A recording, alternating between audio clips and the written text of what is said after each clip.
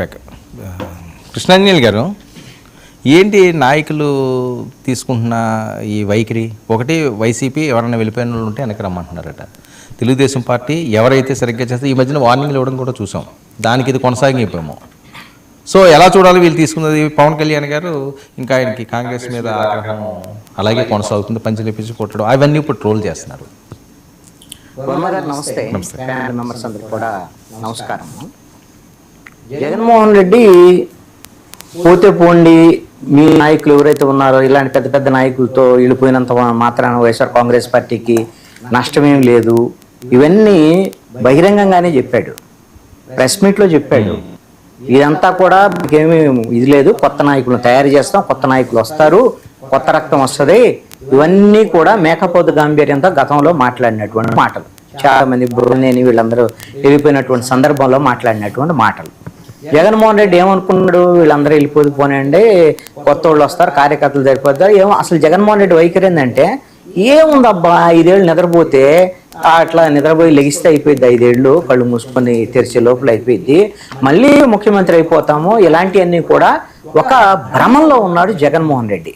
ఆ విధంగానే ఈ భ్రమంలో ఉండి ఈ 2 ఏళ్ల పాటు ప్రజలకు దూరంగా ఉండి ప్రజా సమస్యల మీద ఆయనకు ర్యాలీలు లేకపోతే ఇవి ఓదార్పు యాత్రలు, జైలు యాత్రలు తప్ప ప్రజల తరపున ఆయన చేసే పోరాటం ఏముంది? ఏం లేదు కదా ఇంతవరకు. చిన్నప్పరెడ్డి గారు కోపగించుకున్న వాస్తవం అది.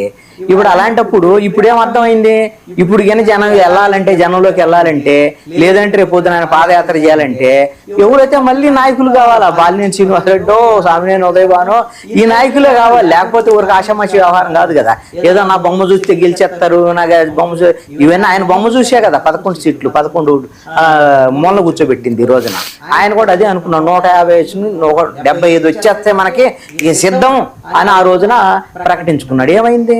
ఘోరమైనటువంటి ఓటమి వచ్చింది. జగన్మోహన్ రెడ్డి మొఖం చూసే కదా ఇదంతా.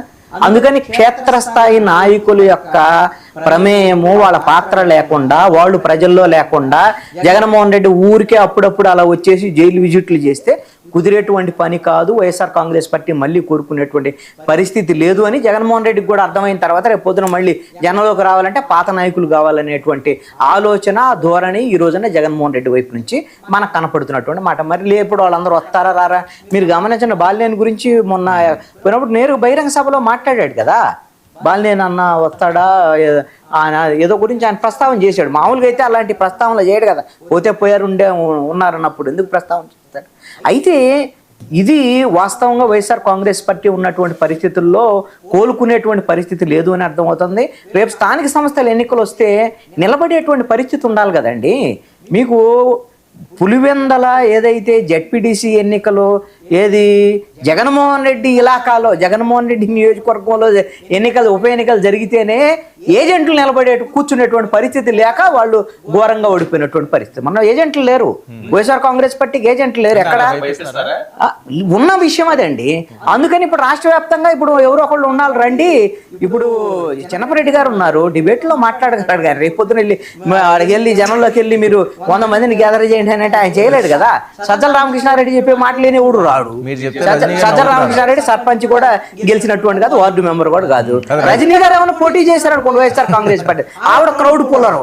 అప్పుడు ఆవిడేమన్నా ఉంటే 100 మంది తీసుకురాగలరు. ఆవిడ ఏమన్నా వైఎస్ఆర్ కాంగ్రెస్ పార్టీకి రమ్మని ఏమన్నా జగన్మోహన్ రెడ్డి ఆహ్వానిస్తే మంచిదని నేను అనుకుంటున్నాను.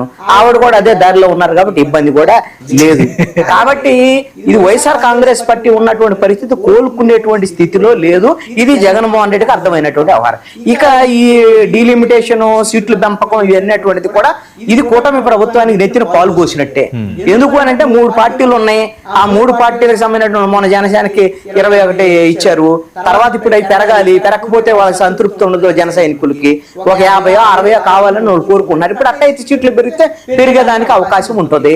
ఆ విధంగా జనసేన, బీజేపీకి ఇప్పుడు నామినేటెడ్ పోస్టుల విషయంలో కూడా అంత న్యాయం జరగట్లేదు, సరైన పంపిణీ జరగలేదు అనేటువంటి అసంతృప్తులు ఉన్నాయి. ఇలాంటి వాళ్ళందరికీ, రాజకీయ పునరావాసం పొందలేని వాళ్ళందరికీ రేపు పొద్దున ఎమ్మెల్యేలుగా పోటీ చేసేటువంటి దమ్ము ఉన్నటువంటి వాళ్ళు, దమ్ము అంటే నాకు మీరు చెప్పారు కదా, బాగా డబ్బులు ఉన్నవాళ్ళు రండి, బాగా జనం ఉండాలి రండి, లేదా పొలం ఉండాలి. ఏంటంటే ఇదే బలం అంటే ఏం లేదు, ఏ పార్టీ అయినా అంతే.